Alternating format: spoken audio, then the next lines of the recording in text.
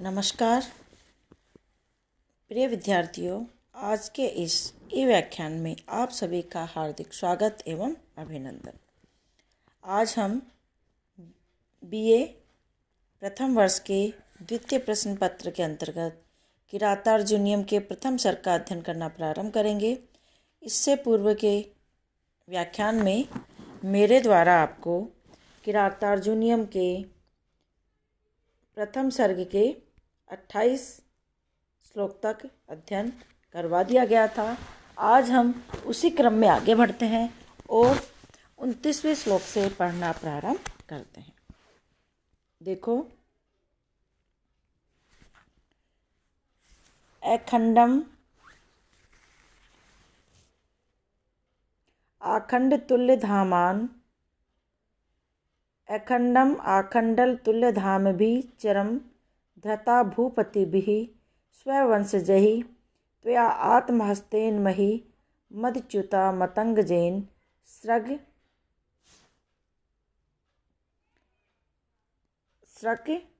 अपवर्जिता। अन्वय देखिए, आखंडल तुल्य धाम भी स्ववंशजे भूपतिभिः चिरम अखंडम धृता मही मदच्युता मतंगजेन स्रग एव त्वया आत्महस्तेन अपवर्जिता। शब्दार्थ देखिए, अखंडम अखंडम संपूर्ण रूप से, आखंड तुल्य धाममी अर्थात इंद्र के समान तेजस्वी प्रभाव वाले, चिरम बहुत काल तक, धृता का अर्थ होता है धारण करना, भूपति भी राजाओं के द्वारा, स्ववंशजई अपने कुल में उत्पन्न, त्वया का अर्थ होता है तुम्हारे द्वारा, आत्महस्तेन अपने हाथ से, और दूसरे हाथी के पक्ष में हुआ अपनी सूंड से, मही मही मतलब पृथ्वी या राज्य भूमि, मदच्युता मद बहाने वाले, मतंगजेन हाथी के द्वारा, मतंगजेन मतंग का अर्थ होता है मतंगजेन है ना, हाथी के द्वारा, अपवर्जिता स्रक का अर्थ होता है माला, अपवर्जिता का अर्थ होता है दूर फेंक देना। तो देखिए, प्रसंग चल रहा है कि द्रौपदी को यहाँ खेद है कि युधिष्ठिर ने अपने पूर्वजों के सुस्थिर राज्य को अपने हाथों से ही खो दिया है। उसी क्रम में वो कह रही हैं कि आखंड तुल्य धाम भी स्ववंशजई भूपतिम चिरम अखंडम धृता मही मदच्युता मतंगजेन स्रक इव त्वया आत्महस्तेन अपवर्जिता। अखंडम आखंड तुल्य धाम भी, संपूर्ण रूप से अर्थात जिस समुद्र पर्यंत पृथ्वी को, समुद्र पर्यंत का अर्थ हुआ संपूर्ण रूप से, तो जिस समुद्र पर्यंत पृथ्वी को अखंड तुल्य धाम भी,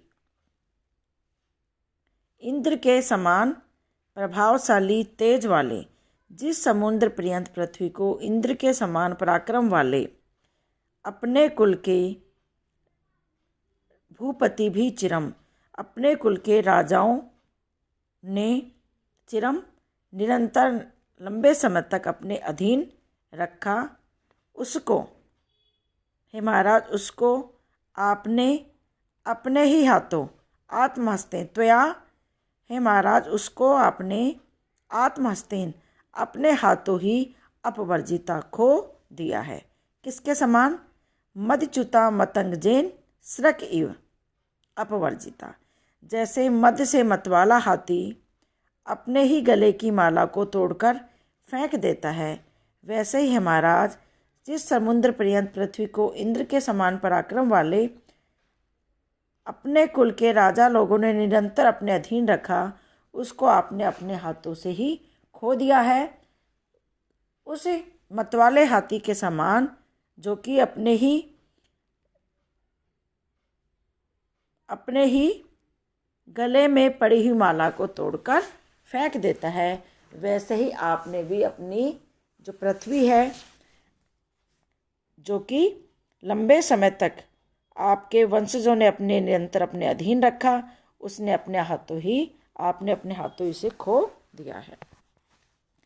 युधिष्ठिर को राज्य छोड़ने के विषय में उपालम देती हुई द्रौपदी कहती है कि जिस संपूर्ण राज्य भूमि का इंद्र के समान प्रभावशाली हमारे पूर्वज राजा लोगों ने उपभोग किया था, उस समग्र भूमि को आपने अपने हाथ से इस तरह छोड़ दिया जिस तरह से कोई पागल हाथी अपने सिर पर रखी सुंदर माला को अपने सूंड से खींचकर दूर फेंक देता है। प्रस्तुत पद्य में उपमा अलंकार है। आखंड तुल्य धाम भी इस विशेषण के प्रयोग से द्रौपदी बताना चाहती हैं कि पूर्वज जो थे कि हमारे जो पूर्वज थे वे इंद्र के समान तेजस्वी और पराक्रमी थे। मतंग जैन इव यहाँ ऊपर उपमा का अलंकार यहाँ पर है कि शक्ति संपन्न होते हुए भी उपेक्षा के कारण राज्य को यहाँ पर छोड़ दिया गया है। उसी के लिए यहाँ पर वो युधिष्ठिर से इस तरह की बातें कह रही हैं। अगला देखिए,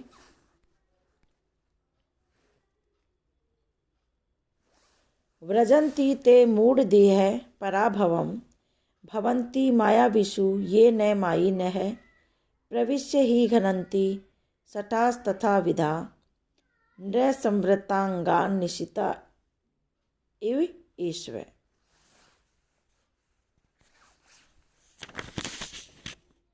अन्वय देखिए, ये मायाविषु मायिनः न भवन्ति ते मूढ़धियः पराभवं व्रजन्ति हि शठा तथा विधान असंवृतांगान् निशिता ईश्वर इव प्रविश्य घनन्ति। शब्दार्थ देखिए, व्रजन्ति प्राप्त होते हैं, ते का अर्थ होता है वे, मूढ़धिय मूर्ख बुद्धि वाले, पराभवम पराजय को,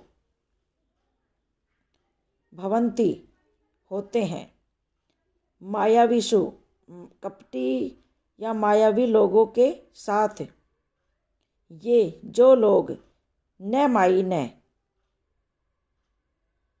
छल करने वाले नहीं होते हैं, प्रविश्य प्रवेश करके घुस करके, घनंती मार डालते हैं, सठा धूर्त लोग, तथा विधान उस प्रकार के अर्थात भोले भाले लोगों को, निशिता तीखे पहने, ईश्वर बाणों के समान। देखिए, द्रौपदी ने बताया कि यह अनर्थ आपके अपने दोष से हुआ है, और इस पद में वह ये दोष बता रही हैं कि आपने अपने सठे साठ्यम समाचरित अर्थात दुष्ट व्यक्ति के साथ दुष्टता का व्यवहार करना चाहिए, जो आपने नहीं किया। नीति भी यही कहती है कि मायावियों के साथ सरल व्यवहार नहीं करना चाहिए। उसी प्रसंग में ही वो यहाँ पर बता रही है। देखिए, ये मायाविषु मायिनः न भवन्ति ते मूढ़धियः पराभवम व्रजन्ति। ये जो लोग मायाविषु मायिनः न भवन्ति, जो लोग कपटियों के प्रति कपटपूर्ण आचरण नहीं करते, धूर्त नहीं होते हैं, ते मूढ़धियः वे मूर्ख होते हैं, और पराभवम व्रजन्ति और हार के पराजय को ही प्राप्त करते हैं। ही सठा तथा विधान असंवृतांगान् निशिता ईश्वर इव प्रविश्य घनन्ति। क्योंकि सठा दुष्ट लोग तथा विधान उस प्रकार के सीधे साधे व्यक्ति में प्रवेश करके अर्थात उसका बाहर भीतर का हाल जानकर उसे उसी प्रकार नष्ट कर देते हैं, जिस प्रकार निशिता ईश्वर इव, जिस प्रकार तीखे बाण असंवृतांगान कवच आदि से रहित शरीर वाले योद्धा के अंदर प्रवेश करके उसे समाप्त कर देते हैं। क्या कहा जा रहा है? यहाँ पे द्रौपदी कह रही हैं कि जो लोग कपटियों के प्रति धूर्त नहीं होते, कपटियों के प्रति कपटपूर्ण आचरण करने वाले नहीं होते हैं, वे वस्तुतः मूर्ख होते हैं और हार का और पराजय का सामना करते हैं, पराजय को प्राप्त करते हैं। क्योंकि सटहा तथा विधान, क्योंकि दुष्ट लोग उस प्रकार के सीधे साधे व्यक्तियों में प्रविश्य घनंती प्रवेश करते हैं और उनको घनंती नष्ट कर देते हैं। किस तरह से? जैसे असंवृता अंगान निशिता ईश्वर इव प्रविश्य घनंती, जिस प्रकार की तीखे बाण कवच आदि से रहित शरीर वाले योद्धा के अंदर प्रवेश करके उसे समाप्त कर देते हैं। छल कपट करने में लगे हुए दुर्योधन आदि लोगों के साथ वैसा ही व्यवहार करने के लिए द्रौपदी महाराज युधिष्ठिर को प्रेरित करती हैं कि जो लोग सटों के साथ सटता करनी चाहिए और जो इस नीति के अनुसार न चलते हुए कपटियों के साथ कपटपूर्ण व्यवहार नहीं करते हैं, उनकी कभी भी विजय नहीं होती, बल्कि वे धूर्त लोग उन भोले भाले व्यक्तियों के किसी भी उपाय से विश्वासी या आत्मीय जन बनकर उन्हें धोखा देते हैं और उनके प्राण ले लेते हैं। जिस तरह से बिना कवच पहने हुए पुरुष के अंदर प्रवेश करके बाण उसे मार डालते हैं, उसी प्रकार ऐसे लोग भी सीधे साधे लोगों को नष्ट कर देते हैं। प्रस्तुत पद्य में द्रौपदी के कथन के द्वारा इस राजनीतिक सिद्धांत का समर्थन किया गया है कि धूर्त शत्रु के साथ धूर्तता करना ही उचित है। जो सज्जन धूर्त जनों के साथ शांतिपूर्ण व्यवहार करते हैं वे धोखा खाते हैं और लोहे को लोहा ही काट सकता है। दुष्ट लोगों के साथ उनके जैसा व्यवहार ही सज्जनों के लिए रक्षा कवच बन सकता है। और यहाँ पर कौरवों के द्वारा अपमानित की भावना भी इस उद्गार में द्रौपदी के उद्गारों से प्रकट होती है। अगला देखिए,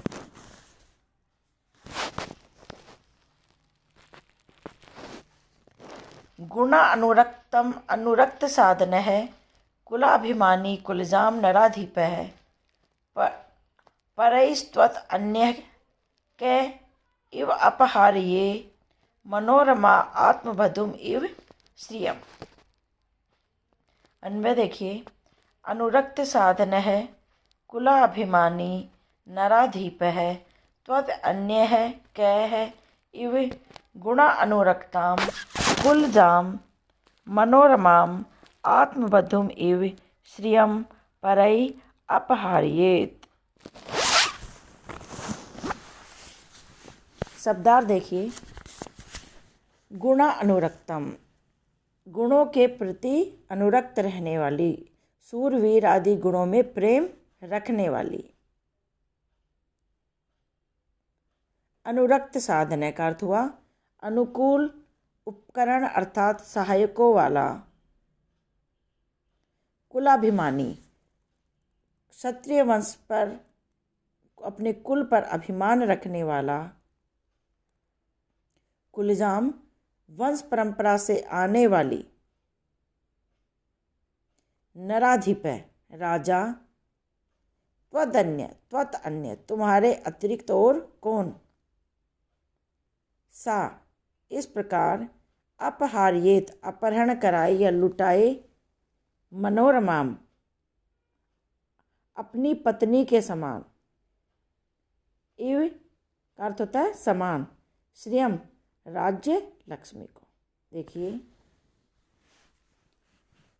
द्रौपदी यहाँ पे कहती हैं कि यह अनर्थ लक्ष्मी की चंचलता से नहीं हुआ है, किंतु अपनी उपेक्षा के दोष से हुआ है। क्या कह रही हैं? अनुरक्त साधने, कुला अभिमानी, नराधीप, त्वत् अन्य कै इव गुणा अनुरक्ताम कुलजाम मनोरमाम आत्मवधुम इव श्रियम परै अपहार्येत। अनुरक्त साधन है, अनुकूल सहायकों वाले। आपके जितने सहायक हैं वे सभी के सब आपसे हृदय से प्रेम रखने वाले हैं और कुल अभिमानी, और आप स्वयं भी अपने महान वंश की मर्यादा को रखने वाले नराधिप राजा हैं। फिर भी त्वतन्य आपके समान दूसरा राजा इस संसार में कौन होगा जो गुणानुरक्ता, आपके गुणों से अनुराग रखने वाली, कुलजाम वंश परंपरा से प्राप्त होने वाली, कुलीना मनोरमा मन को मोहने वाली, अपनी आत्मबधुमीव स्त्री के समान वंश परंपरा से ठहरी हुई श्रियम परई अपहारित राज्य लक्ष्मी को त्याग दे। मेरी समझ में ऐसे सीधे साधे एक आप ही ज्ञात होते हैं। क्या कह रही है कि आपके जितने सहायक हैं वे सारे आपसे अनुरक्त साधन है ना, आप अनुकूल सहायकों वाले हैं, वे सभी हृदय से आपसे प्रेम रखने वाले हैं और आप स्वयं भी महान वंश की मर्यादा को रखने वाले हैं। फिर भी आपके जैसा दूसरा राजा इस संसार में त्वत अन्य के तुम्हारे अतिरिक्त ऐसा कौन होगा जो कि गुणानुरक्ता, अपने गुणों से, आपके गुणों से अनुरक्त, प्रेम करने वाली, कुलीना मन को मोहने वाली, अपनी स्त्री के समान वंश परंपरा से ठहरी हुई श्रियम परई अपहारित राज्य लक्ष्मी को त्याग दे। मेरी समझ में ऐसे एकमात्र आप ही हैं। जिस तरह दूसरों से अपनी पत्नी का अपहरण कराना लज्जाजनक और मान हानिकारक होता है, उसी तरह राज्य लक्ष्मी का भी शत्रुओं से अपहरण कराना महान लज्जा की बात होती है। यही बात प्रस्तुत पद्य में द्रौपदी युधिष्ठिर को समझा रही हैं। वह कहती हैं कि हे पतिदेव, निसंदेह है आप एक विचित्र, निर्लज और कायर मालूम पड़ते हैं, क्योंकि सब प्रकार से अनुकूल रहने वाले साधनों के होते हुए भी राज्य लक्ष्मी का अपनी स्त्री की तरह शत्रुओं से अपहरण कराकर आप निश्चिंत होकर बैठे हैं। इससे अधिक निंदित और कायरता का कार्य अन्य क्या हो सकता है। युधिष्ठिर ने धूत क्रीड़ा में अपनी राज्य लक्ष्मी को खो दिया था। द्रौपदी इस कृत्य को उतना ही निंदनीय मानती है जितना कि किसी व्यक्ति के द्वारा अपनी पत्नी के अपहरण की तरफ ध्यान न देना। और इसी दुर्बल व्यक्ति तो असमर्थता के कारण अपमान सहने पर विवश होता है, परंतु कोई बलवान और स्वाभिमानी राजा अपनी राज्य लक्ष्मी का अपहरण देखता रहे तो वह उसके लिए अत्यंत लज्जा की बात होती है।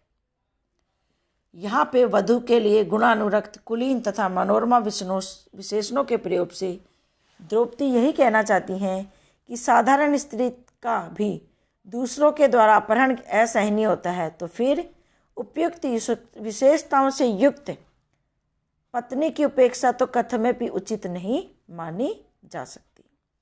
प्रस्तुत पद्य में श्लेष से अनुप्राणित उपमा अलंकार यहाँ पर है। अगला देखिए,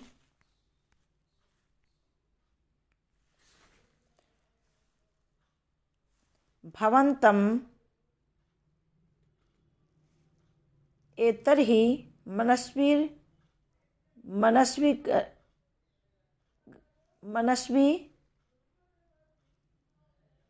गर्हिते विवर्तमानं नरदेव वर्तमनि कथं न मन्युर्ज्वलयति उदीरितः समीतरुं शुष्कम् इव अग्निरुचिछके।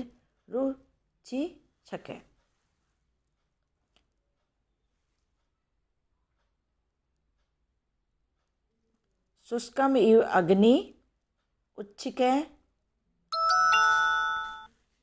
शब्दार्थ देखिए, भवंतम का अर्थ युधिष्ठिर को, आपको,